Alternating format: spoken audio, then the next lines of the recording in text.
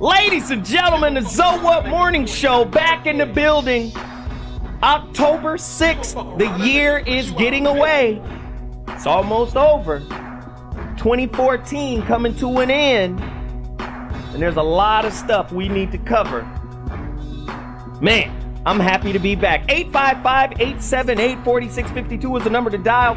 Follow me on Twitter at ZoWilliams. Follow me on Instagram at Mr. ZoWhat. The ZoWilliams Morning Show is back in the building with a continuation to last week's topic. But before we get there, community empowerment.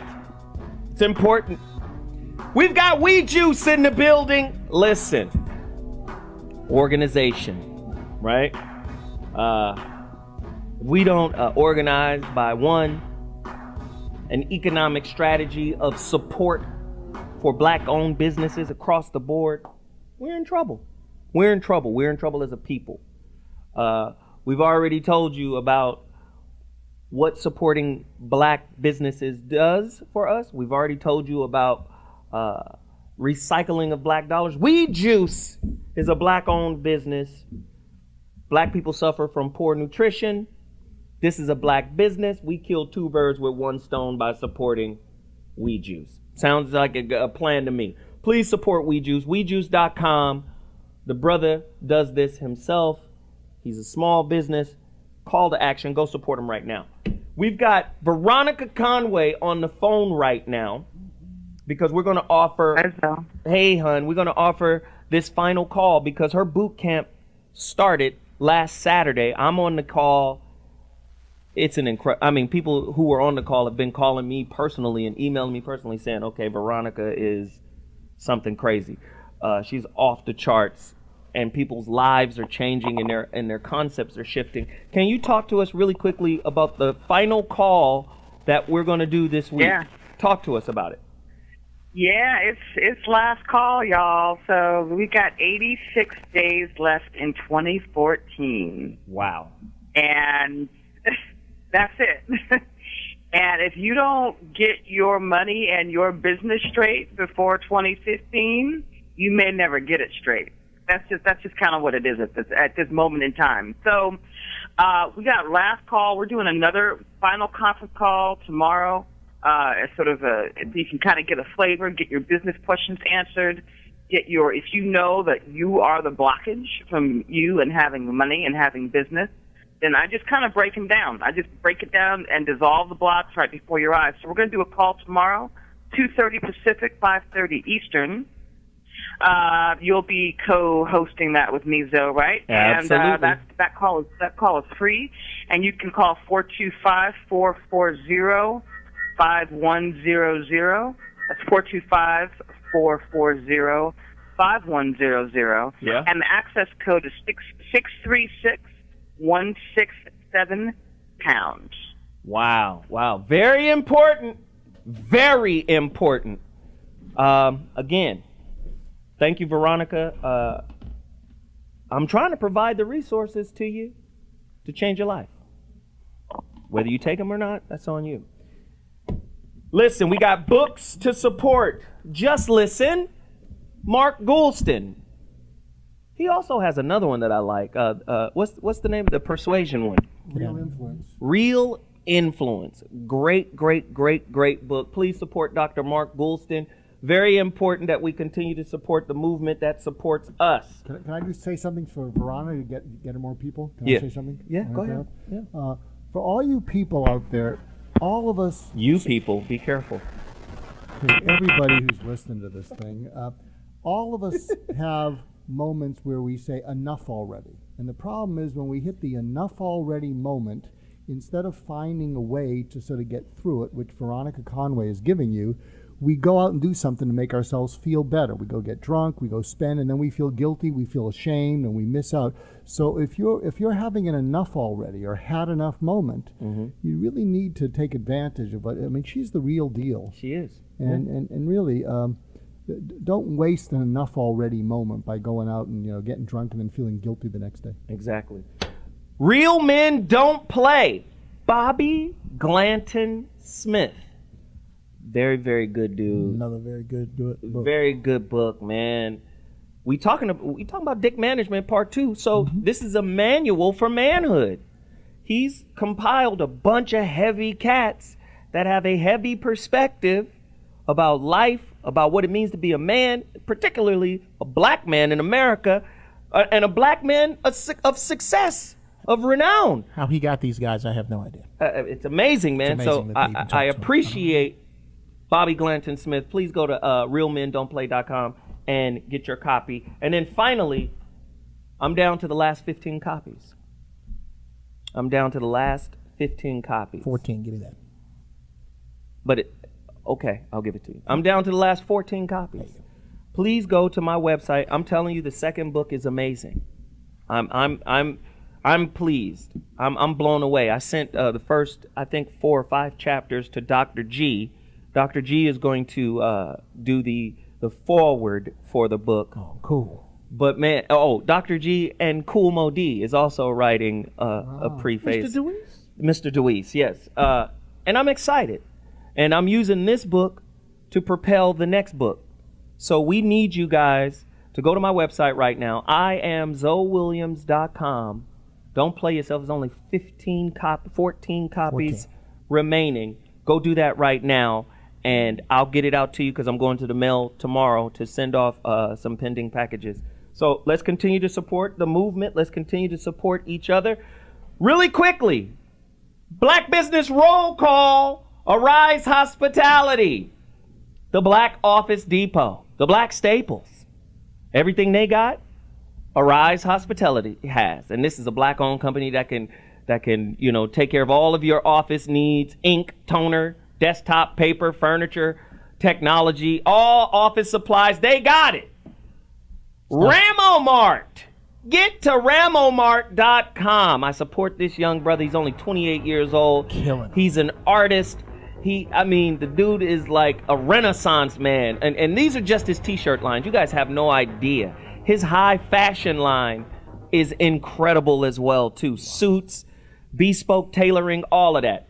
Hiploose.com. Listen, we are working diligently to produce the Line of Succession by ZoWilliams. It's a high-end tailored suit line that I'm about to debut, and these guys are the tailors behind it. Bespoke tailoring, it's going to be off the chain. The Line of Succession by ZoWilliams. I'll be wearing another one of my clothing, one of my suits. When you get down. Next week I'll have on a new one. But yo, Line of Succession, hiploose.com. Who else we got? Pharaonic Designs? No clog plumbing. I'll take them. Black-owned plumbers, man. They doing it. Gotta support them. Pharaonic Designs. Let's go. Support these guys. You need a website? Well, look at all of this. This is awesome. Look at this here. That's Pharaonic right here. I guess this is his Instagram. Awesome. This is Pharaonic Designs. He has a lot of nice designs. Please continue to support. Easy Boy Web is another. Even Hole in the Head. Easy Boy Web, they do websites. They're building my website now. You're going to see their work in 30 days. When you see the I Am ZoWilliams new website, Easy Boy Web is designing it right now. I'm just telling you. I'm dealing with black businesses. If you not, I don't know what to tell you. But I'm dealing with black businesses. So let's keep this thing rolling. When I come back, topics. It's going to get crazy. Guests. Who's ready for the marching order? Hey, turn this up right now. Take us out with this. Zo Up Mornings. About to get nuts. Put your boots on.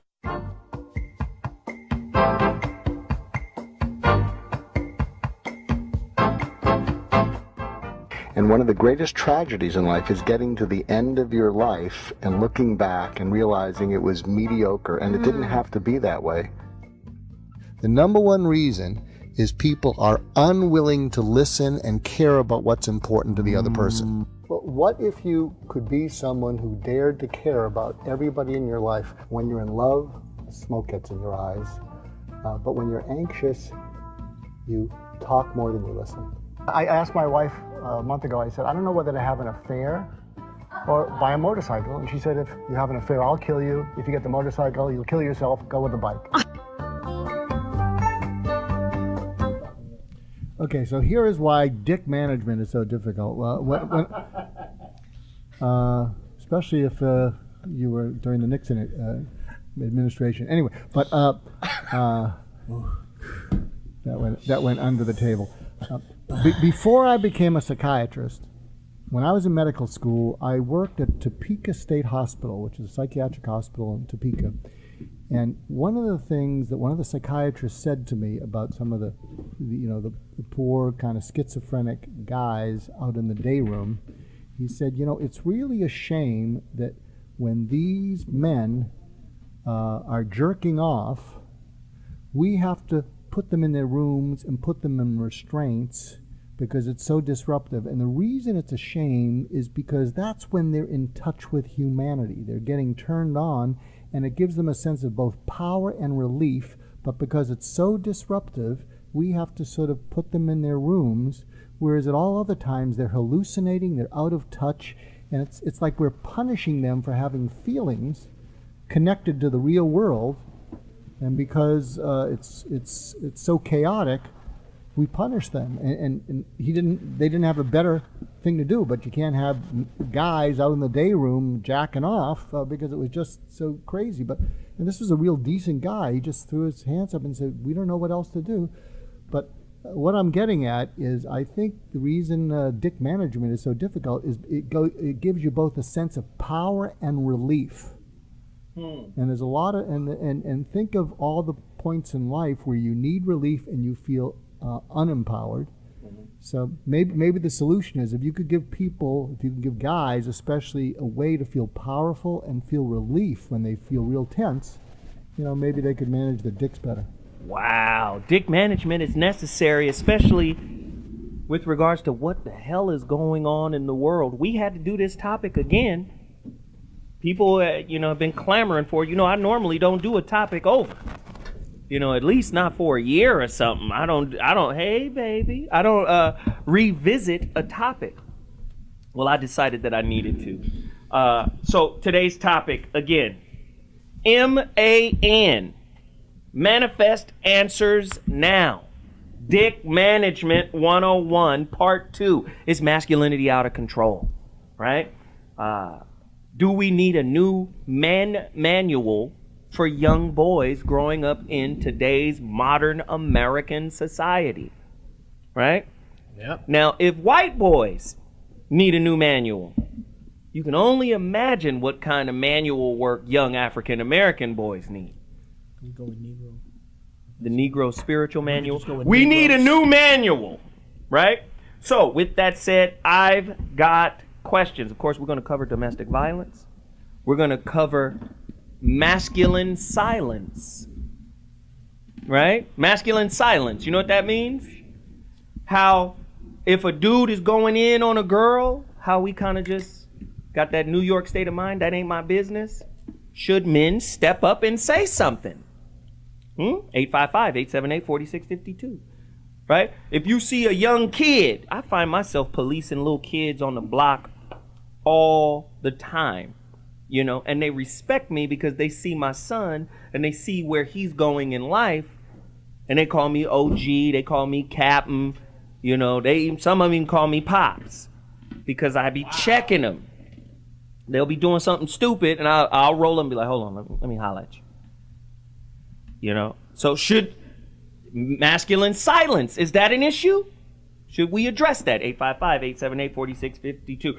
Here's a great one. Oh, God. Should African American parents give their sons, at the age of 16, a reversible vasectomy? Right? Everyone. Why? Right? So as to protect against the birth of illegitimate children and the repercussions for such a birth. Is this not dick management at its finest? You get your dick turned back on after you graduate college, after you've seen the world, and you have a great job. Is this such a bad idea in terms of dick management? Is this not, especially when you look at African American birth, 73% of them are to single mothers. How much of that is the daddy's fault for busting off? How much of that is the woman's fault, right? For allowing it. Eek, this is going to be tough today if you really want to get down. Should mothers and fathers manage their sons and daughters' reproductive organs until they're able to manage their own lives? Dick management. Christ alive. Do women still need/require their men to protect and provide for them? It's 21st century now. What is a man's real role? Has anybody ever decided to question the Bible? Because a lot of us are getting our ideas of what masculinity is, what femininity is from the Bible. To me, the Bible is like the Columbus story. We know that shit ain't real. So should we still be referring to biblical stereotypes of manhood and femininity? Don't you blaspheme. Don't you blaspheme Jesus, boy. Huh? Hey, I'm just asking, should we do that? Top 5 manhood myths. Myth number 1, true or false? A man is always a big, strong, fearless provider. Is that true or false? Is that a real man, a provider? Big and strong, always brave and fearless? I've got more myths, so-called myths. Myth number 2, true or false? A man's man, isn't emotional and doesn't display affection. That shit is soft. You simping. Somebody call us right now, 855-878-4652. It's about to go down. Dick management. Is masculinity out of control? Ray Rice, should you have punched her like that? Is a real man being programmed in American society to take all a woman's shit and never respond? Do we have a limitless ability, or does a real man have a limitless capacity in terms of all the shit he's supposed to take from her? 855-878-4652. With that said, people in the building, Bobby G. What's up, Bobby? Well, we'll see what happens. Oh, Jesus. David, say your last name again. Pisarra in the building. He brought some condoms, men's family law, the MFL. This is all the family law you need. You put this on and you straight. And you save a ton of money not having to come see me. How about it? Dr. Mark Goulston in the building, ready to do that circular talk he's so good at. Ask him a question, he will flip it around and ask you a question. He will never answer you, of course. But fucking Jeff Brown is in the building. Hey, first one, that's the first thing you need to learn about arguing with a woman. When you start, the first one to answer a question loses. Oh, Jesus. She asks you a question, you ask her a question. You ask her a question, she asks you a question. And look who's in the building right now. Look at my girl. Lord have mercy, Jesus. This little drop of caramel goodness. Smells better in here. Yes, it does. Oh, my God. Look, ambience, she's flowing. Ladies and gentlemen, without further ado, we want to welcome none other than actress, comedian extraordinaire, Luenell in the building. I am more than happy and honored to be the token female representative here today. And don't be afraid to cuss niggas out. I have no problem. Or white people. I'm not scared of white people. I will cuss them out too. Woo! So listen, we're going to take a quick break. When we come back, we're going to field some of these questions. We're going to get into it. Because of hip-hop's hyper-masculine attitude towards the gay community and women at large, is it possible for a gay rapper or a female rapper to become the best rapper alive? We'll deal with that when we come back. So what mornings? Holla! Look,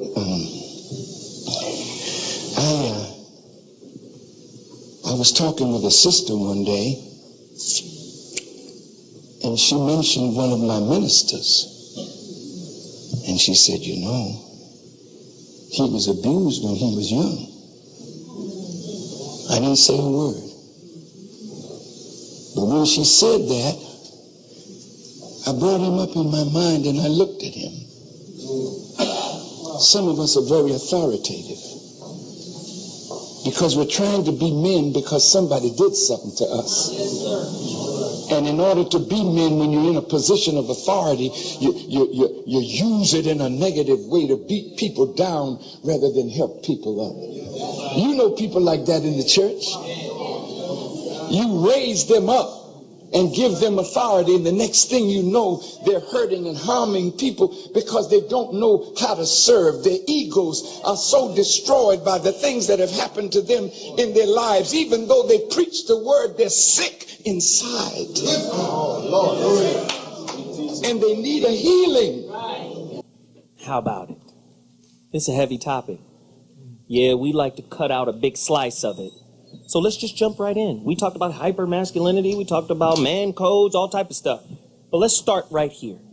Let's just get right to it. And this is a question for everyone. Jump on. Should a man ever hit a woman? What circumstances warrant it? Or is there no excuse ever for that to ever happen? Starting with Bobby G. Wipe your hands first. And that question keeps coming back up, and in the midst of it, men and women still squabble and fight each and every day. And I think the simple answer is a man should never hit a woman unless he's struck by a woman with the intent of hurting him, and he can't get away. If you got an opportunity to walk away, by all means do so, and make every effort to distance yourself from violence. But I think it's important that women understand to never put a man in a position where he has to defend himself like that. So keep her hands to herself, and men, by all stretches of boundaries, stay away from putting your hand on women, because the moment you have to strike a woman, I haven't met a man yet that bragged about striking a woman. Not a man. No one would ever brag about that. Right? I knew males that, oh man, I knocked that bitch out. And I looked at them like, man, what for? What went wrong? Right. So something had to go How is that wrong. A notch on your belt? It's not. Got it really isn't. David? I'm going to absolutely say yes, and my prime example to this is Travis Alexander. You know, here's a guy who is in the shower, you know, one of the most vulnerable places we ever are as human beings. You know, he's naked, he's wet, and this woman comes after him with a knife, stabs him over 27 times, slits his throat, almost beheads him. That's a guy that should have hit her. I mean, he should have whooped her ass. She would have definitely deserved a good hitting at that point, as far as I'm concerned. You know, and to just kind of reemphasize what Bobby was saying, you know, it's a cycle. And usually, in my experience as a lawyer, what I've found is that usually men are responding to violence with greater violence. And that's the problem. But because when that happens... Wait, I have to stop you. I think you're right. You're 100% right. But what happens in the social narrative, they start at the man's response. Yes, exactly. You know, they start with size and strength of response. Right. So it's almost like saying, well, you know you're bigger and stronger. You should be able to take this ass whooping. Well, just like the guy in the shower, he took a damn near a beheading. And that's the argument, is that you should be able to take that abuse. You should be able to take a hit from a woman. And that's physically, yes, I understand. I can get hit by a woman and not have a lot of damage done to me. The question really is, should she be allowed to hit me in the first place? Well, that's the big question that nobody really wants to talk about, because, well, she's the more fragile flower, so we got to empower her so that she feels powerful in our society. And it's like, whoa, wait a second here. Either abuse is wrong in all situations, or it's not. Listen, you're talking like Luenell isn't here. We're going to have to hear from a woman. What do you think, Luenell? Under no circumstances should a man ever hit a woman, true or false? Well, in the words of the great rapper Sugar Free, Sugar Free says, and I quote, "I ain't never hit a woman, no, but I'll smack the shit out of a bitch while you bullshit." Ooh, now, a woman is usually not going to put herself in the position to be hit. But there are bitches out there who absolutely deserve to get the shit smacked out of them sometime. Unfortunately, they have been raised maybe in a situation where that abuse went on, so that's what they know. Mm-hmm. Women's mouth can also be so abrasive that sometimes they hit a man where they live and their only response is to smack the shit out of them. I don't think that violence on either hand is right. But there are women who beat men. Are they supposed to just take that? There's women who's bigger than their man. Are they supposed to just take that? I don't think that women should be abused, but I think that a man has a right to defend himself, whether it's physical, or maybe she did something to your mama. Maybe she called your mama a bitch. Maybe she did something to your children. So there are different circumstances and different levels on which violence may occur. I've talked gangs of shit to men all my life, but I've never been hit, and sometimes I might should have been. But it has not happened because I think I have a certain swagger that says you might hit me, but you should kill me. Because if I get the fuck up, I may not win, but you'll know you've been in a fight. I've never been smacked by a man, so I don't really know what it's like or what that trajectory of thought is. But I know that sometimes there are some reasons to maybe go there or maybe been pushed there, and it's not defense. Wow. Jeff. This is going to sound cruel. But and I can only talk about black women because Don't say that's all you know. No, that ain't all I know. I know because I know. You know me. Yeah. That's what I prefer. That's what I prefer. That's what I've always preferred. You'll just put me Just to go the in, Jeff. hell. Just say it, Jeff. Come on. Black women outnumber black men 8.5 to 1. 8.5 to 1. Let that sink in. Okay? So if you are outside of jail, if you ain't on the down low, if you ain't living on your mama couch, why do you have to put up with that shit? It doesn't start when she jump on you. You seen that. You saw her the first time you took her to the theater. Okay? You chose that. You need to start firing these heifers fast. As soon as you see it, before it ever gets to any kind of escalation, fire them. If they put your hands on them, call the police. I have done that. These bitches will ride. They ride. You ride. Crying and all. Watch your head, bitch. You gone. You down the street. That's exactly how you do it. Dr. G? Is there a difference between hitting someone in self-defense versus retaliating? Is it a different kind of hitting, because it sounds like, what Bobby G and David was saying is, hey, look, if you're defending yourself and you're being threatened, your very life is being threatened, you resort to anything. It's your right to defend your life.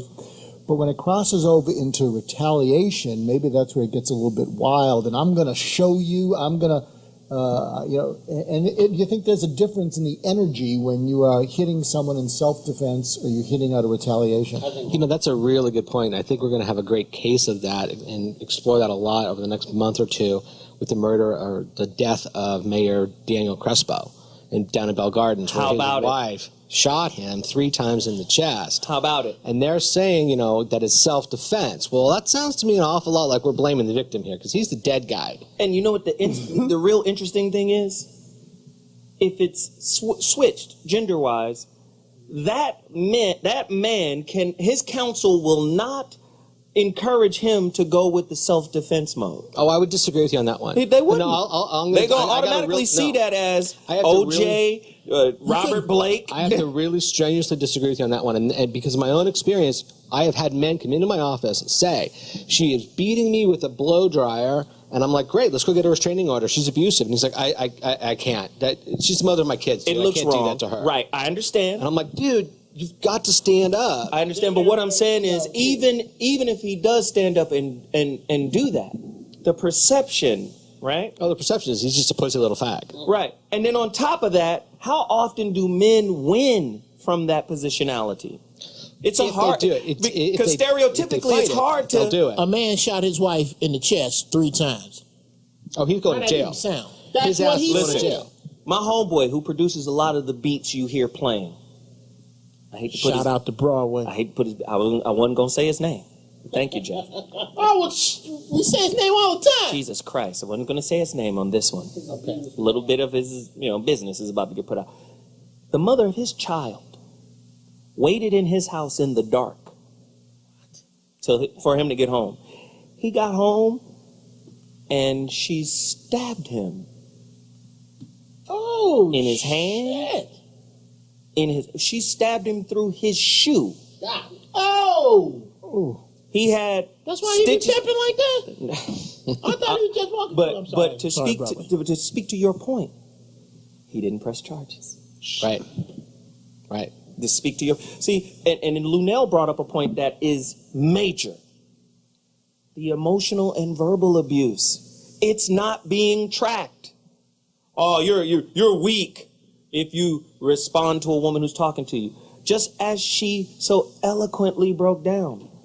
A woman can rip you to pieces with her words. Because that person is close to you. You have to remember that. I remember about 15 years ago, I was seeing this couple, and what happened is the guy was getting really kind of upset, and she was just laying into him verbally, and he gets up to leave, and she says, she looks at me, she looks at him, it's just like him. He won't deal with anything. He's just running away. He can't be a man. And what was happening is he was at the doorway, and he looked at her, and you could see ice in his eyes, and he says, I'm leaving to protect you from my getting madder.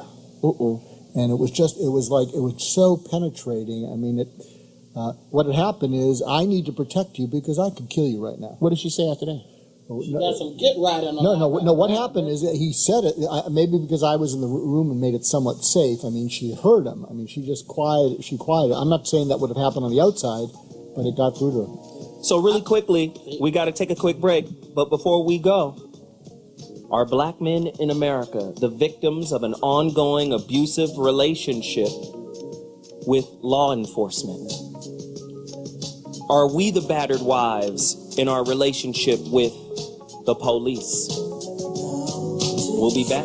So what mornings? I was sent a picture from one of my friends, the guy born, of a model dude at a fashion show who was wearing a dress with a tight blazer over the dress and some sneakers with a hard face. Muscular dude. Okay? I posted the picture on Instagram, and the caption said, you see where this Kanye shit is getting us, right? Hashtag half a fag. Let's talk about it.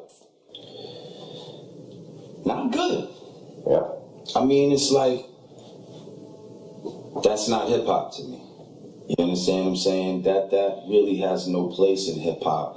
And the only reason why an individual would do something like that is purely out of ego, arrogance, and lack of knowledge of themselves. Would you like me to take you through the evolution of the bullshit of how this all started? Please do. All right. In hip hop, and this is according to how I see it, of course. The first place where we started going wrong is when dudes started rocking earrings in both ears. Okay. When I was coming up, I'm 44 years old. Okay. When I was coming up, if you had an earring, you could only rock it in your left ear. That means you were straight. Right ear meant you was gay. Both ears, I guess, meant you was bi. Okay? Right. I remember that. Right. Yeah. So at some point, though, when dudes started getting money, they was having a gigantic sized earring in one ear for a while, and then somebody said, you know what? I want to show them I could afford the set. I'm going to just go ahead and put 2 in. Why can I do that? Because I got money and I don't give a fuck. You dig? That's that arrogance and ego. Boom. The next step, diamonds were a girl's best friend. Then they turned to be a man's best friend. We used to rock gold and all of that. I dig that. But all this draping yourself in diamonds and all of that, diamonds was a girl's best friend. Is that not the same? Yeah. So I'm just showing you how little things lead to big things. Should you, under any circumstances, no matter how emotional, sexual encounter is you're having with your woman, should you cry? No, neither should you moan, neither. I don't care how good it is. You better not moan. Oh, God.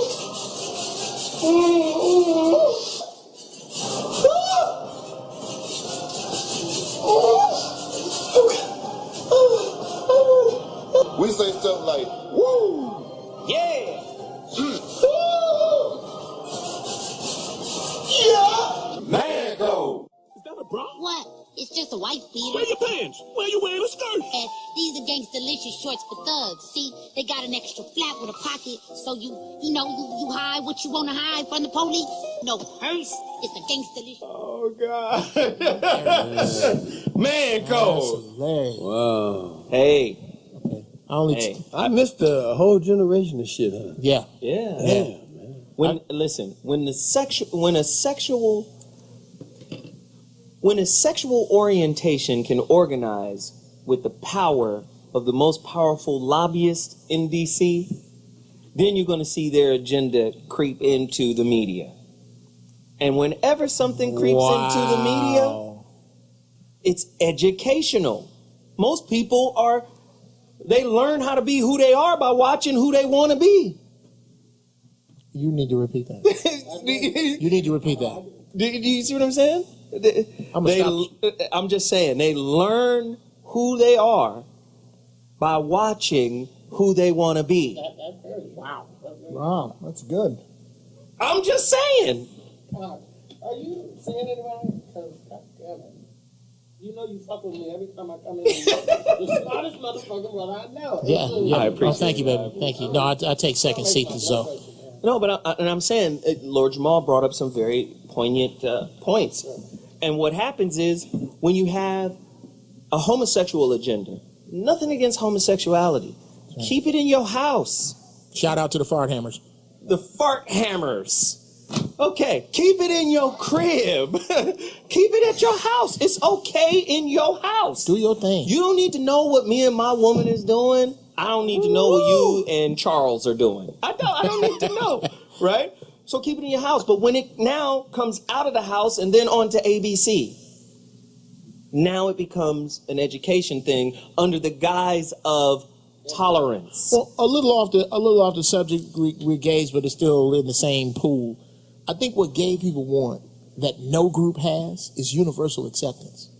I don't give a fuck who you call yourself. I don't care what you call. It's somebody that don't like you if you can group yourself. I drive a white truck. It's people who don't like people who drive white trucks. And so for you to expect everyone to say what you do is okay is just purely unrealistic. That's my chief issue. Luenell, speak to my question about hypermasculinity that we talked about earlier. We phrased it earlier. Hypermasculinity, hip-hop, this misogynistic over bravado that comes from, especially in hip-hop.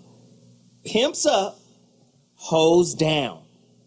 Bitches ain't shit but hoes and tricks, right? There's this mashup of women, and I'm just saying, are there so many as Corey was saying, lousy bitches? There's so many lousy bitches out there. Is it that many? There was a lousy bitch laying up next to my truck this morning. I smacked the hell down. No, I'm just saying, is that the thing? Talk to me.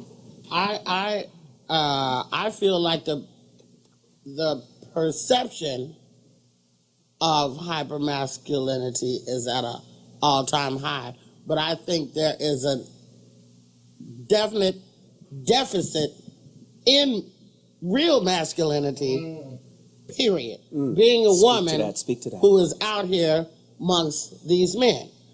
Because I know what a lot of quote-unquote masculine men are not liking in the bedroom, and it's not masculine. Go. Say more. I have just found in the 35 years that I've been fucking that the sex has changed. What do you mean? I mean that the roles have changed.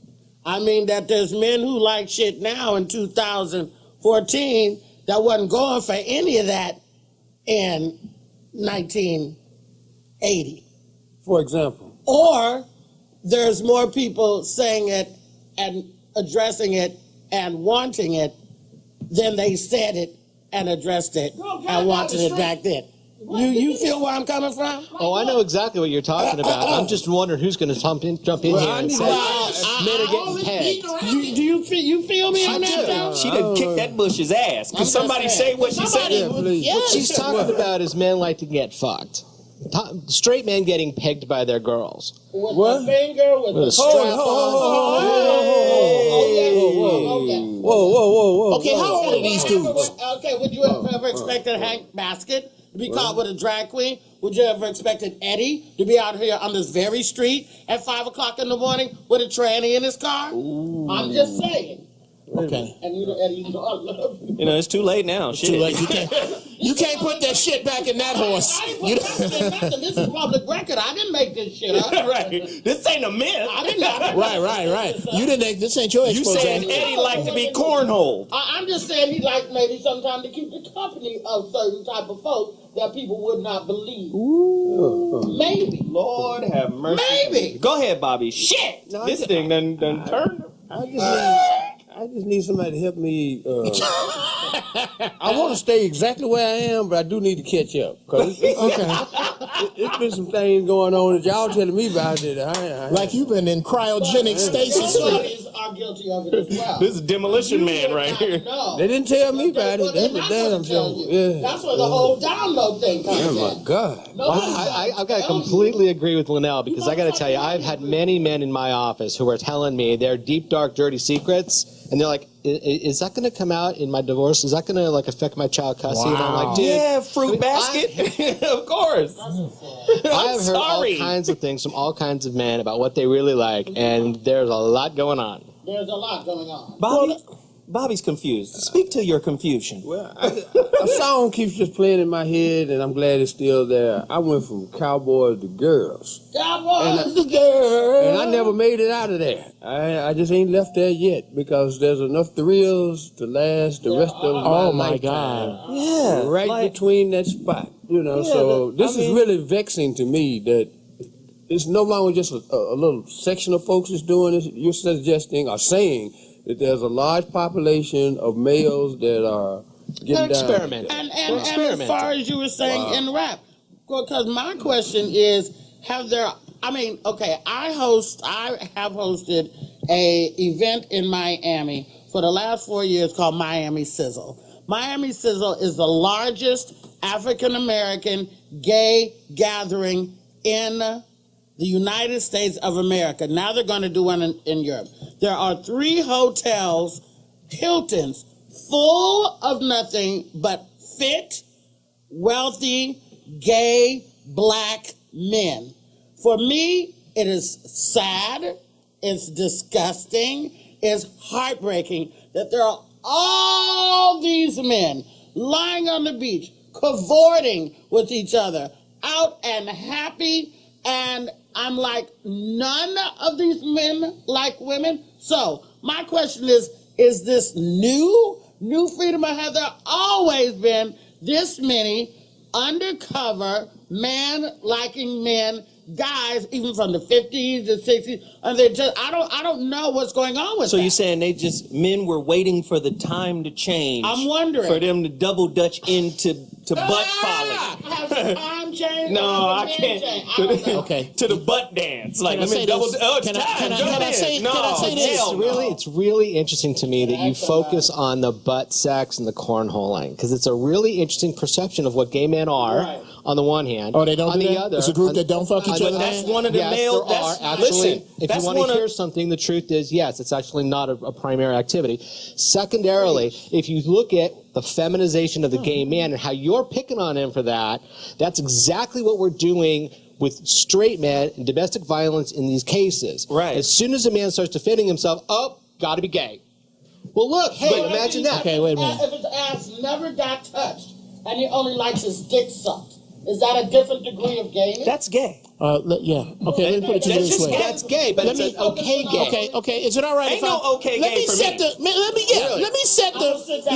me set the overtly heterosexual male parameters. In the words of the late James Hanna, if you do something that forces or makes another man come, that's gay. Okay? I'm not talking about what man who showed another man a porn magazine with women in it. And if y'all in the room together, that's gay. Okay? We had an experience. You have one orgasm. You have one orgasm that involves a man. You over on the pink side of the forest forever. There's no bisexual men. I don't even play Please that go to commercial. I can't take no more. We'll be back. Y'all done left me in the stone. I'm about to talk to you. My God. You know that.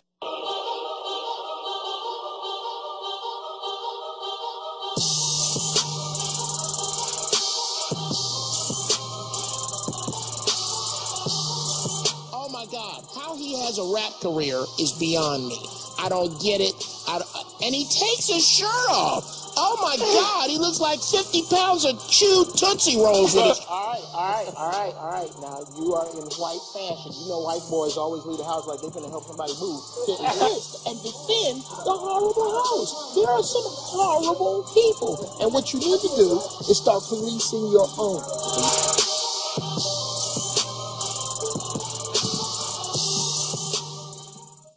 Okay, I was going to go this way with the rant, which is about older men over 40. Stop trying to act like men under 40. That's some new shit, okay? Turn up. If you say the word turn up, if you use the phrase turn up and you are over 40 and you ain't talking about the heat or what go in greens, fuck you, okay? Stop trying to act like dudes younger than you. That's some bullshit. My father and them didn't want shit to do with us unless they was giving us advice or smacking the shit out of us. Number 2, pretty please with sugar on top. Gay men who are watching this, stop thinking that all men are either gay or in denial because they find what you do repulsive. I am not homophobic. Let's define phobic. Phobic means fear. I'm scared of spiders on the real. I really don't like them, but I can't let my kids see that. I got to go and stomp them in front of my kids, but I don't like them. I'm scared of dying in a plane crash because I fly on planes so much. I am afraid of dying before I can impart all my wisdom to my children. I am not afraid of dudes in Daisy Dukes with their shorts, with their shirts tied together in a knot with clogs on going down Venice Beach. Whatever. Here's my point. I do not find, just because what I find, what you do repulses me, does not make me hate you. It doesn't mean I hate you. I just don't understand you, and I don't dig what you do. You can raise kids. You can vote. You can teach my kids. You can get married. I don't know why you want to get married, because that's like me wanting to join the Klan. That's a group of people that don't want you. Look in that book. Look in that book. God is not very specific about what color you ought to drive, but what color car? Oh yeah, we will. What color car you ought to drive? But he's really clear about homosexuality. You can be together forever. But pretty please, stop force-feeding me what you do. That's your fucking business. I'm done. Wow. He ran it off. Listen, we have a special guest. We had to bring him back. So much. After last week's tough conversation. Author of How to Manage Your Dick, Sean O'Reilly is back in the building. We wanted to give him another opportunity. The book is incredible. I hear that Sean has sent us a box of his books to give away to our listeners. I got a fireplace. The book is called How to Manage. I got a fireplace. Can you guys hear me? We can hear you. Yeah. The book is called How to Manage Your Dick, Redirect Sexual Energy, and Discover Your More Spiritually Enlightened, Evolved Self. I'm looking around this table and I see some skeptical faces. Yes. That's because of that shit you said last week. That's okay. Have you been able to listen in on what we've been talking about so far? I have. Can you? And it's very interesting. Go ahead. Can you offer us some insights on how masculinity is misunderstood, how maybe masculinity can be redefined or repurposed moving forward in today's 21st century? Talk to us about it, Sean. All right. I'll try to make it as basic as I can, because it's a complicated subject. But basically, your brain is a filter for your dick. Okay, yeah, I get that. If you don't filter the energy that comes from your privates through your mind, through your intellect, you're going to have some problems. I liken the brain to a transformer. The transformer steps down energy. It takes that 220 volts and will step it down to 110 volts or whatever the voltage is needed. So one thing that men have to do, absolutely have to do, Linda and I were talking about this earlier today. 90% of the world's problems are caused by men in terms of violence. Men fuck everything up. They really do. Now, that being said, men also create a great deal of stuff and they do a lot of good. But the fact of the matter is the primary difference between men and women, and this is where I was going with this yesterday, is testosterone. Testosterone is one of the primary physical differences between men and women. So guess what? All of you guys out there have to deal with testosterone. You have to do it. When women are given injections of testosterone, they say they can't stop thinking about sex. So I guess the question, everybody knows that they have to edit their appetites, they have to edit their sexual energy in some way. Otherwise, how do you stop yourself from eyeing the 14-year-old girl next door? Wow. So let me ask you this. Just in your opinion, because I know you wrote this book, I read this book, I made my 15-year-old son, well, he was 15 then. Now he'll be 18 in a month. But I made him read this book as a freshman in high school. He's now a senior. My question to you is, would you say the masses of men are running around, right, with maybe no filter or maybe inadequate filters? Because all men think they have some kind of man code, right? Dick is the general manager. The dick is the general manager of their lives. Speak to that, Sean. Well, what I would say is that the non-dick manager is the biggest problem in America. I call them NDMs. So anytime you see people, engaged in violence, graffiti, all this kind of shit, just think NDM, non-dick manager, because most people who manage their dicks, or who make the effort to control themselves to some degree, are going to be able to control themselves in other ways. Okay, wait, Sean. Let me stop you really quickly. Yep. You had me until you said graffiti, and I'll tell you why. Graffiti? Graffiti's art. Yeah, it's art. Yeah, it's always art. It's not. Yeah, sometimes except if you're putting graffiti on your neighbor's door. It's always art.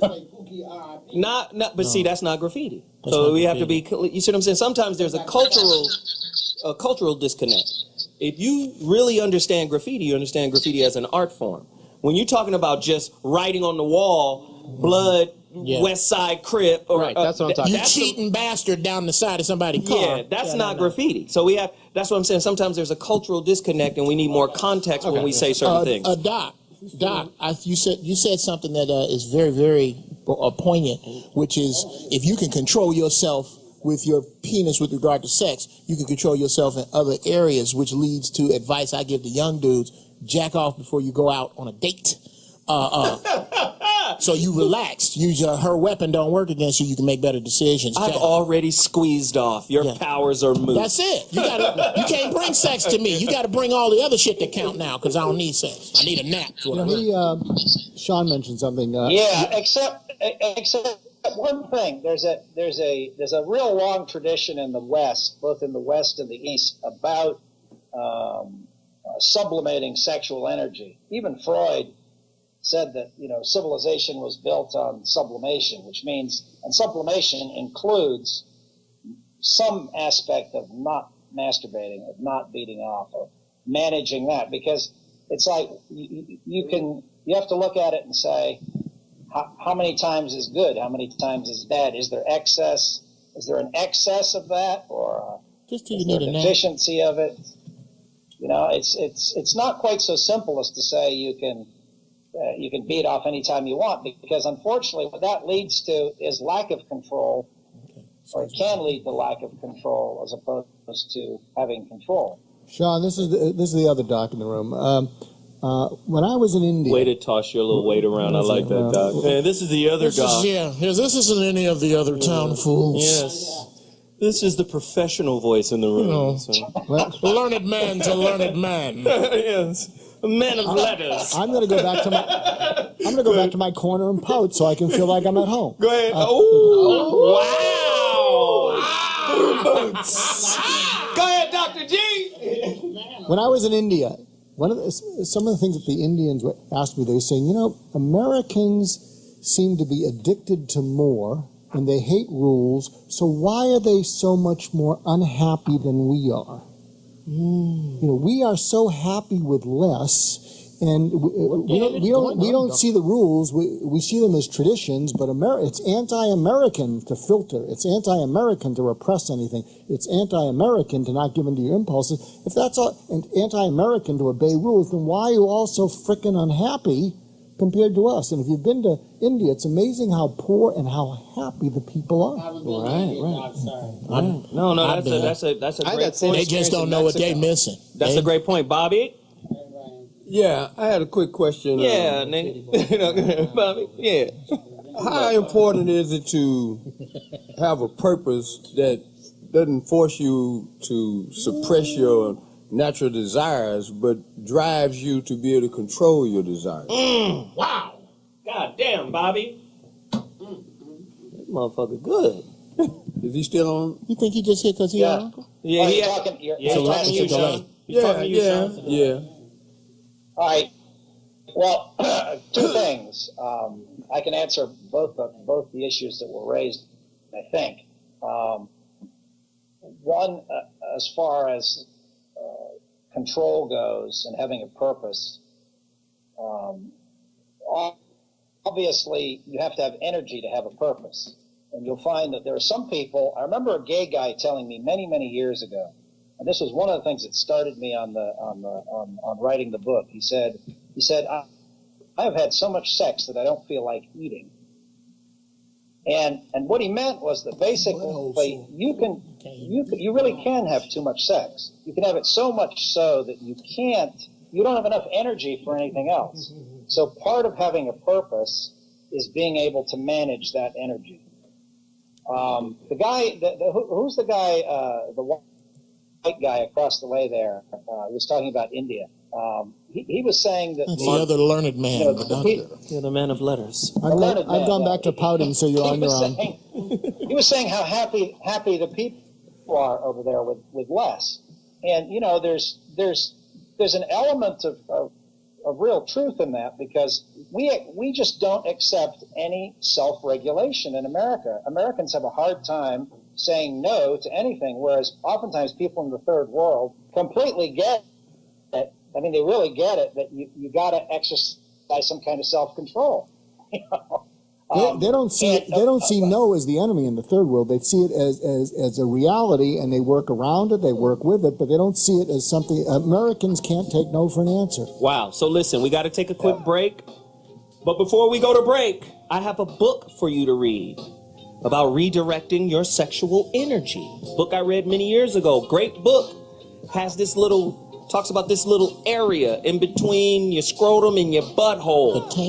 The taint. Where you can manipulate ejaculating so you can withhold it.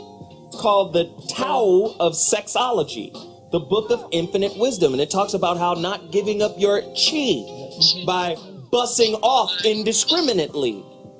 This is what we talk about, controlling that masculine energy, that power. The Taoist monks did it. The Tao of Sexology, the book of infinite wisdom by Dr. Stephen T. Chang. I got books, bitches! We'll be back in a minute. Holla! Philip, tell me about Dream Defenders. Dream Defenders came out of the realization, as the senator said, and other people in this audience know, that the people that are murdering the people in our communities are very organized. And so if you're going to mount ample resistance to those forces, then you must be organized. And so we started Dream Defenders with that in mind, knowing that it wasn't just about Trayvon Martin, but it's about a system of police repression, police harassment, racial profiling. We've got a school-to-prison pipeline. We've got a war on drugs that's been afflicting, dividing, and killing our communities since it started. We've got a war on the poor. We've got a war on immigrant communities. And if you're going to mount a fight against a system that has for 400 years perfected the method of repression of people that look like me, look like us, then you've got to have an organized force to fight against that. So we started in Florida with that in mind. Do you see what Senator McCaskill talks about, the elective office as one way? Because you just bit off a lot. Yeah. A lot. Well, I think we the people to do it. I'm hungry. And I think, I think running for office is good, but one of the last things that Dr. King said before he died was that he feared that he had brought us into a burning building. And so if you're getting people elected into a system that by its very nature was meant to cannibalize and kill communities, then you've only done half of the job. And so I think it's a yes and. We need people that look like us, but black officers. I've had interactions with black officers that were way worse than white officers.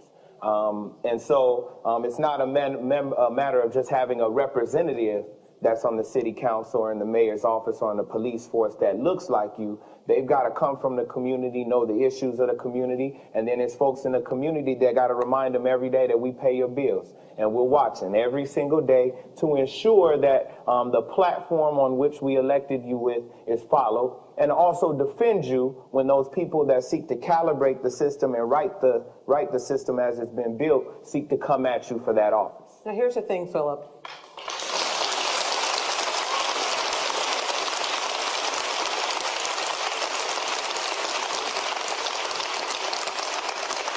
Everybody doesn't agree with you. Everybody doesn't see the root of the problem. Ross Kaminsky is one of them. Ross Kaminsky writes for American Spectator, and he thinks, in fact, that a lot of folks should be looking at themselves in the mirror.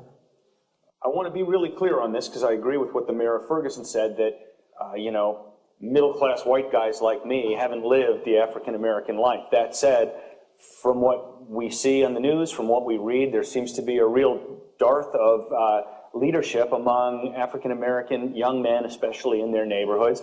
And the other thing is, if I could react to what Philip said, I get the feeling, I understand this feeling of this system isn't fair. It's biased against us. So I always say that there's a cultural disconnect, right? And so Ferguson is a good example. Designed to keep it. Right? It's a good example of how this cultural disconnect still exists. This is why I get so heated with the well-to-do blacks. Because I always say, if you're not in, first off, if you're not in control of your own community, when I say control, I mean if you don't own your schools, if you don't teach your kids. First off, if you're not teaching your kids, you're not raising men. How about that? If you are not teaching your own kids, you're not raising men. When Jewish boys go to Jewish schools and are taught by Jewish teachers, they are being raised as Jewish men. When African Americans go to white schools, and being taught by white teachers, they're not, what you're raising is a social automaton, a social robot. And when you step out of line, you get checked. Manhood, real manhood, determines his own course. Success or fail, it's by his own hand. So now when we judge each other based on a system or based on a benchmark that wasn't created by us, right? All we're trying to do is get in alignment with the power structure. And so I always get on them for that. Bobby and then Luenell. And then Dr. G got some shit. I saw you. Go ahead, Bobby. Within this construct of the subject matter, dick management, I was just sitting here thinking in terms of how we evolved from boys to men and how the thought process should evolve also. Because sitting here at 60 years old, dick management is not the challenge that it was at 20 years old. Unless I seen you, Bobby. I seen you in the club. Yes, it is. Yeah, and that's right. Don't get it twisted, young girls. Yeah. Don't get it twisted. Okay. Uncle Bobby will tear your ass up, young ladies. Put a foot on a rock, right? But I won't rush to that, though. I'll have fun. I'll flirt. But then I have to ask myself at the end of the night, where's this going? All right. Or did I just come out to have a good time? Right. I love to have a good time. Yeah. But am I chasing women all the rest of the week? No. I'm back on my grind. Yeah. Bobby will call you at 5 in the morning. Because I'm up. What's happening, Zoe? What we got? It's time to go to work. You need to get on out of bed with your young ass. Right. The point being, as we evolve, not just as black men, but as men in general, I'm gonna refer back to one of the most important books I ever read, which was Think and Grow Rich by Napoleon Hill. He said, by the time you turn 45, that drive you have for sex should be moving towards your legacy, your purpose. And that's why a purpose-driven life is essential if you're evolving, if you're growing, if you're moving along that continuing of life. And you know what? Maybe that's one of the things we need to recontextualize. Instead of waiting until 45, maybe we should push that up earlier. No, when you're actually 16, got pushed the other direction due to these this chemistry game they playing now with Viagra and all that. You got these grown-ass men having a second childhood. Dr. G and then Luenell. how much is hypersexuality, not just healthy, normal sexuality, how much do you think hypersexuality is an expression of power or a reaction to not having power? Something in the introduction to my little toolbox thing is I had a midlife crisis where I got a motorcycle, and I got a motorcycle because I felt like I was spinning my wheels in life. I didn't feel like I had any traction, and when I could just go like this with the motorcycle and feel the road, I felt more effectiveness. And what happened is, as I started to get more traction in life, meaning it looked like I was more effective, I could get stuff done, I didn't have the need for the motorcycle anymore. What kind of bike? So it's Honda racing bike. But I wonder how much of hypersexuality is a reaction to people spinning their wheels, and just, as opposed to an expression of their power, it might be an expression of their frustration with their life. I'm talking about hypersexuality. I'm not talking about normal sexuality. Mm-hmm. And because I think the more people feel effective, like they're getting traction from the world, that they're making a difference. Well, an orgasm is the greatest sense of freedom. It's the one thing the wealthy man and the exceedingly poor man share. In common. When I bust off, and they can do I'm it together. free of all of my problems and struggles. The only problem is that shit is a second. It only lasts a second. Imagine if the bus off lasted 2 days. You know how many? It would be worse than Oxycontin. It would be worse than heroin. People would stay in bus off world. You're right, but here's the thing. I think a lot of us end up getting hooked into the chase of that, becomes almost as good as that. And that might be what you're speaking to. And that is, I see a lot of guys who, they let sex and following strippers and the chase become the most important thing in their life, to the detriment of everything else that's going on, because they do feel so powerless in other areas of their world. But this comes back to my point. When I hear people say, thank God you're awake today. Thank God you have another day. And I say, well, what if you're living a very miserable life? Should you thank God for that?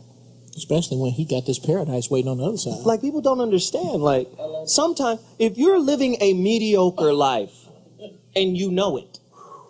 See, it's one thing to live a mediocre life and you have no idea that you're living a mediocre life. But if you're living a mediocre life and you're aware of it and you want better and you can't get out of it, every day you wake up is torture. This is some bullshit. A lot of people don't. And there are a lot of men who live in that space.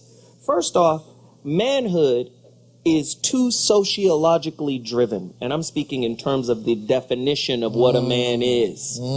So this is why traditionally men haven't lived as long as women, because the pressure of just being a provider, being a protector, manhood is actually more than that. Much more. But those are the things that are accentuated in a society, in a culture that gets its starting point for manhood from an archaic belief system, i.e. the Bible. Keep you scared, keep you working. Do you see what I'm saying? Most men will devalue themselves if they can't put a sandwich on the table for their child. Let's think about that. Let's go deeper. We'll be back in 2.2 Zo What Mornings. You the other girl. You the mama. So, at least I'm good. At least I'm good. And I'm not daddy. I'm grown. I'm not daddy. I'm grown.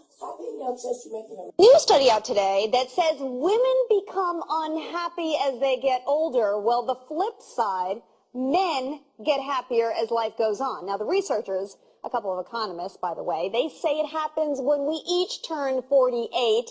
And of the major factors coming down, it's all about money. Now, what's that all about? We're going to debate it. Mark Rudolph is a no-nonsense man, and Tracy Burns, our Fox Business reporter, joins me to tell us what's really going on. Tracy, is this true? Come on. I mean, come on. All right, first of all. Don't get me started. I know you've missed me, Mark. First of all, this study was conducted by mostly men. And when men conduct anything, they talk about their finances, because men judge themselves by the size of their wallet, toys, dare I say. Well, first of all, you're presuming that unhappiness in women begins in middle age. I'd say it starts when she's a little girl, when she's taught that happiness derives from shoes, jewelry, boob jobs, and pedestals. And what's interesting, come on, Alexis, and then you have boys who are taught that they're supposed to make girls happy. I was on the radio 2 weeks ago in Greensboro, North Carolina, and the host related a story. He overheard his son and daughter talking. So brother goes to sister and says, how come you always have money and I don't?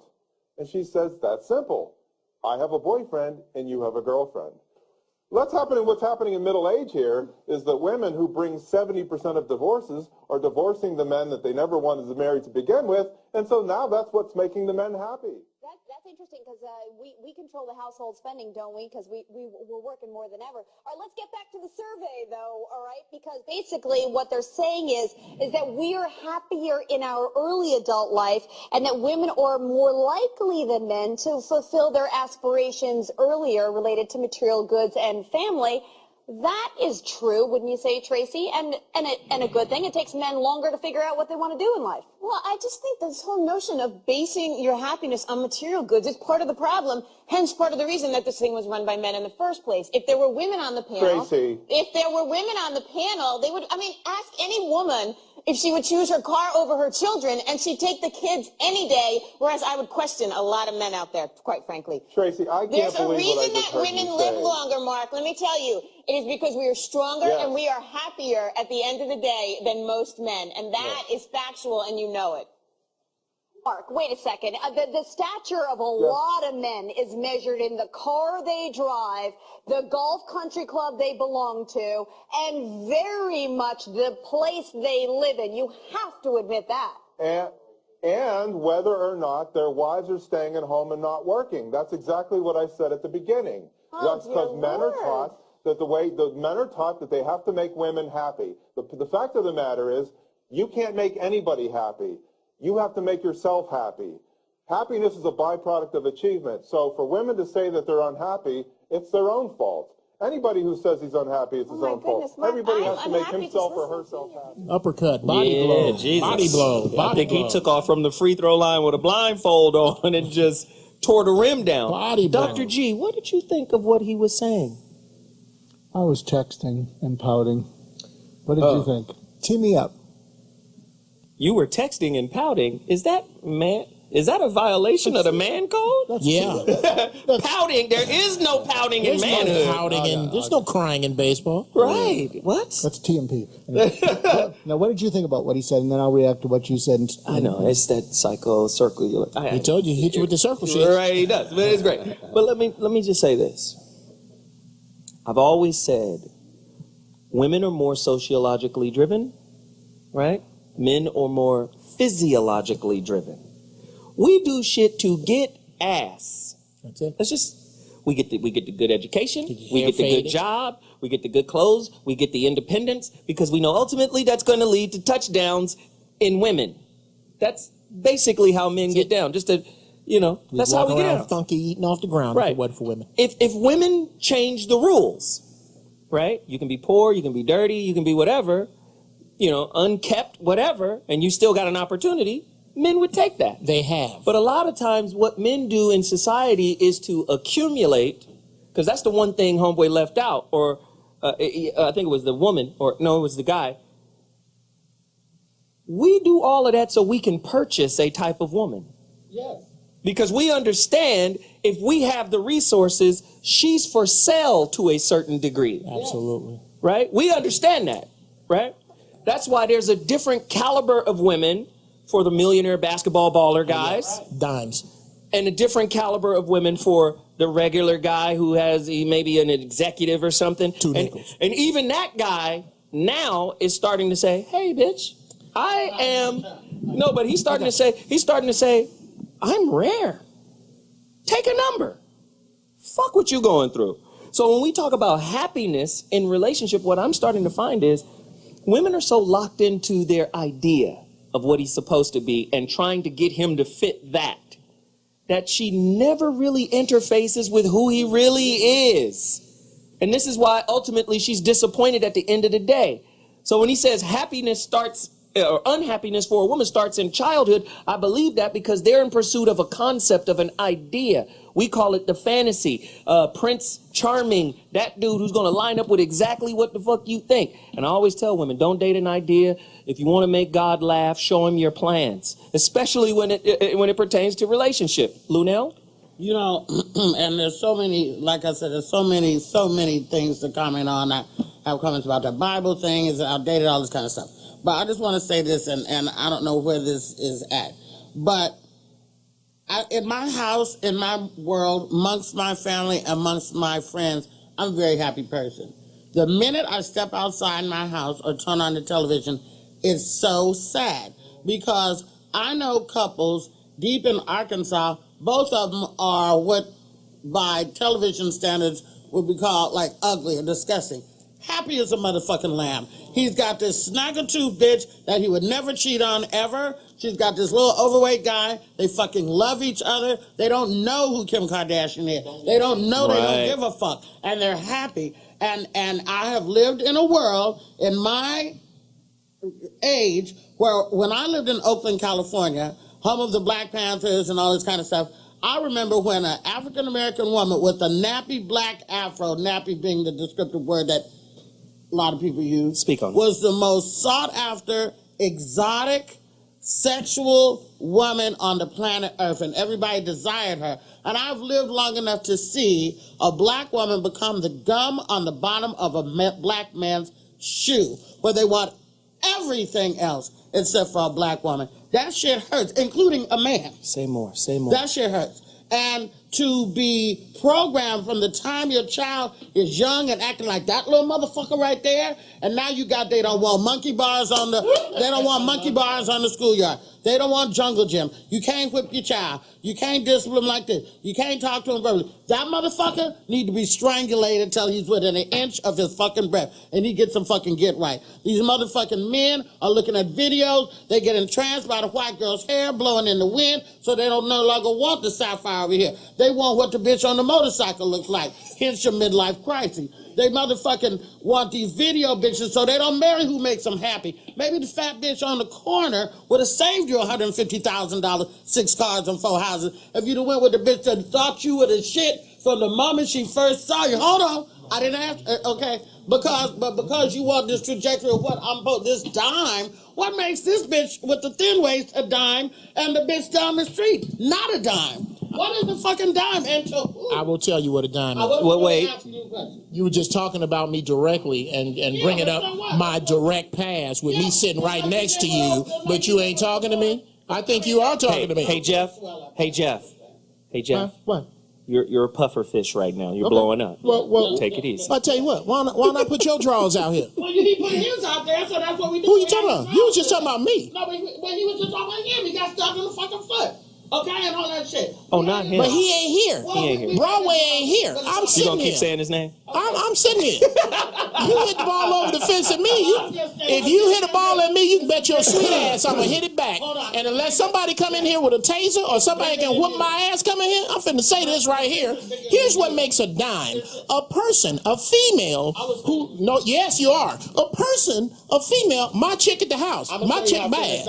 If that's what it's gonna be. Absolutely. Okay. Wait. No, because I wasn't finished. Let her finish, Jeff. You didn't have to take it so personal. I was just saying. Okay, you was just talking about me. I used you personally because let her. Are you serious? Jeff, are you sensitive or something?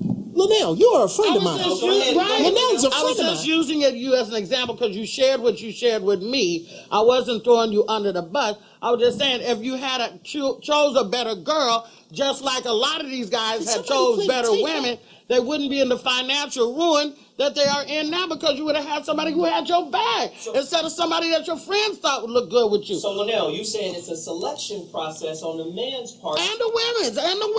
The women are, what's her name? Lizardo married motherfucking, what's his name? Ocho Cinco, knowing he was an asshole. Then he was an asshole to her. Then she was surprised. Bitch, you knew this motherfucker was an asshole. You know what I'm saying? That's all I'm talking about, and I'm done. I'm done now. That's all I'm saying. No, okay. This is something that bothers me with female conversation. You guys bring up a lot There's only one in here. A lot of heavy. I'm like, well, this is who I'm having a conversation with. My turn. You bring up a lot of heavy questions, heavy rhetorical questions that you don't want answered. You Just answer it. Okay, what is a dime to me? To anybody, not just you. Oh, well, I can't. Well, in the words of Uncle Bobby. The question wasn't directed towards wow, you. I'm gonna try one more time, and then I'm gonna keep it to myself. Do it, damn it. In the words of Uncle Bobby, I can't speak for everybody. For me, a dime is an individual who does and says and acts where everything reflects a respect of herself. Everything she eats, everything she wears, everything she says, walks, talks. No, it's at the house. And I couldn't get there. I could not get there until I told myself that I would not accept anything less than what I deserved. So you became a dime. I became a dime. Thank you very much. I became a dime through a process. Absolutely. Now there was a fat broad involved. So the concept of Jeff, you thought she was since she was okay. A little marriage counseling here between the two of you. You know, Luenell. A marriage counseling between Jeff and Luenell. I love it. I got a question for Luenell. Luenell, when you were talking, you kind of commanded and demanded we listen to you, and as soon as Jeff started talking, you blew him off. Make me hug you, dude. You blew him off. I mean, yes, really. No, give her the microphone. No. Watch the tape. Really? Give her your microphone, Jeff. No. I'm bringing it up. No. It's not about you. It's about the nature of relations between men and women. Women will talk as if they expect the man to listen fully, conform themselves, and smile because what the woman is telling us is for our own good. And then if we come back in any sort of way, they blow us off. So it's very common. See, that's what y'all. So, hey, this, and let me just say, I just learned a major thing. Yes, this is why we do this show. This is exact. Every time we do a topic, there's some moment in the show where the show is encapsulated. The idea, the concept of the show comes right back. That was it. And this is why I did this show. I'm so appreciative of y'all getting into it. Y'all powerful for me right now. So listen, we're about to take a quick break. Hurry. When we come back, we're gonna wrap it up. We're gonna do it right. Woo!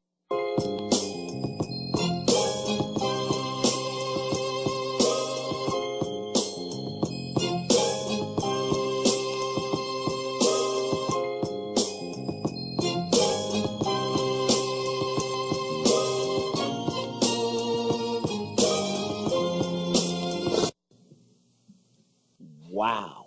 That's all I can say is wow. Again, this show is never designed to answer all of your questions. But if we don't have this continuous dialogue, this probing, this objective inquiry into what's wrong with our society, what's wrong with our culture, we're going to keep reliving problems. We're going to keep modeling possibilities of failure as opposed to modeling possibilities of success. You got to question the model. You've got to question the template. You've got to weatherproof it. You've got to walk around your ideological thought process and go, how is this thought serving me? How is this thought going to raise me to my highest potentiality? You have to look at the infrastructure of it. Where did it come from? Did it come from my mom? Did it come from my dad? Did it come from the absence of either or? Did it come from abuse? Did it come from religion? Where did it come from? It's important that you do that. And if you don't do that, you won't be able to see outside of your intellectual, ideological aquarium.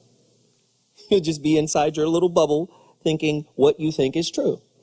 So with that said, last week I said, MAN, acronym, manifest answers now. I'm going to hit you with another one. Woman. Are you ready for this?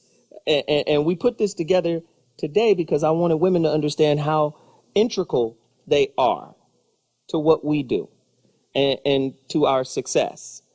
Woman, willing to, right?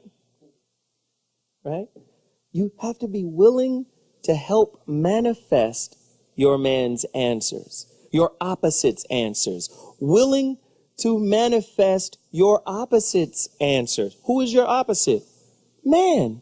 A woman must be willing to manifest his answers as well. How does she do that? I use the battery metaphor.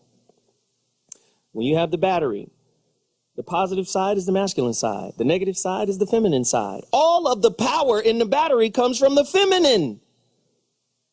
All the masculine side does is direct it.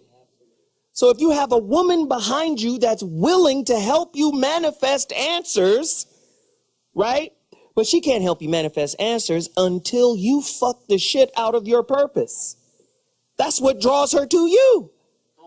That's how she will then respect you, because you have a purpose that you're fucking the shit out of. And it makes her envious.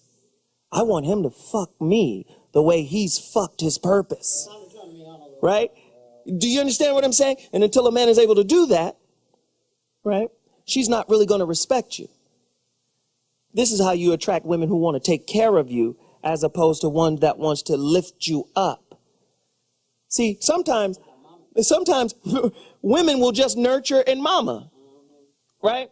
So this dude is down on his luck. He's this, he's that, and I want to help him, but not from a space of I want to help build him. I want to nurture him for whatever insecurities or weaknesses she may have. And then that becomes a dependent, toxic relationship. Do you understand? Willing to help your opposite manifest answers. When a woman believes in a man, he tends to rise. Well, no, not necessarily. And I have to say this to my men, to my brothers out there.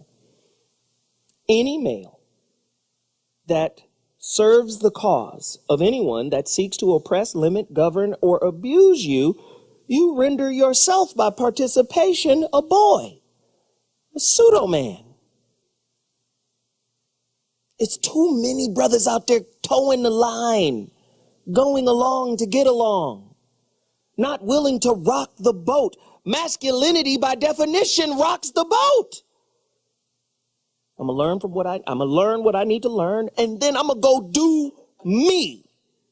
If you're afraid to speak up on injustice, you're a boy, not a man.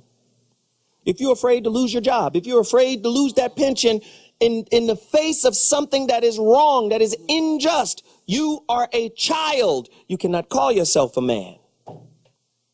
And as long as you're in this space, women will be attracted to you from all walks of life, whether you're married or not. Your purpose is the reason you are called man. It's the reason she finds you attractive. If you don't have a purpose, you don't deserve a woman. And if you do have a purpose and you haven't mastered that purpose, you don't deserve a woman. She will help you get where you need to go if you're totally invested in the purpose. If you just about her pussy, her time, her intimacy, that's going to get old fast. But if she finds you attractive because your purpose is bigger than your circumstances, your purpose is bigger than the weakness of the community or the household you came from, now she has something to believe in. And remember, all thought is creative, right? So if she's believing negatively about you, now the relationship breaks down. Now, to wrap this up, when you are in your purpose, when you are 100% connected to who and what you are, there's no need for trust in your relationship. See, you trust in things that aren't self-evident. That's why you say, I'm going to trust you. I'm going to trust you now. I don't know 100% if you're going to be able to come through, but you know what? I'm close enough now to think I can trust you. It's not self-evident. But when you are living the truth is self-evident. Most men are liars, and we lie through bravado and behavior. Right? Most men can't articulate what they need to say to a woman. So what do? I'm going to use my behavior to articulate what I want to say. But I never articulate my intention. Right? I'm going to do what is required to get to the touchdown. The touchdown in my mind is that little momentary second of escape. That's for most men. Exceptional men don't do that. Woman, willing to help your opposite manifest answers. Get in alignment with that, and we'll see what happens next in your relationships. I'm ZoWilliams, and that's my final thought. Ladies and gentlemen, it's what we do. Let me go around the table real quickly. Bobby G, where can they find you? Social media, talk to us. At Glanton-Smith. Get a copy of my book, Real Men Don't Play, at Amazon.com. David, holla at us. Hey, you can get my stuff at mensfamilylaw.com. You want to learn more about me, watch some videos, listen to some podcasts, and buy my books. David's cold, man. David's cold. You got to support his work. Dr. G. Look up Tough Talks Made Easy, Goulston, because you helped me set a world's record. I had a webinar with 9,200 people on last week. Wow. Jeff Brown. At GB Funny Style is my Twitter and my Instagram. Go to iTunes, get Jeff Brown Wrong ass shit, and get you some ringtones. And the lovely and intelligent and fiery Luenell. Instagram and Twitter at Luenell, at Luenell. And my website is heylunell.com, HeyLuenell.com. Catch me in Vegas at the Venetian with Wendy Williams, Halloween and the next day. Catch me in San Francisco with Dick Gregory and Paul Mooney at the San Francisco Balance of Fine Arts. Balance of Fine Arts in San Francisco, October 21st. And that's it. Back this up. Hey, I love you guys to death. Sean O'Reilly, thank you, man. Thank you for coming back on. Thank you for the books. Daryl Mooney, we were trying to get him on. Man, I apologize. Let me just say this. I am ZoWilliams. Only 15 copies of my first book. Only 14 copies. You're going to take this from me. Only 14 copies left. Please go to IamZoWilliams.com. Follow me on Twitter at ZoWilliams. Instagram at Mr. ZoWhat. I appreciate you guys. We'll be back next week with all new topics, all new information, new guests, the whole nine. Deuces! Holla!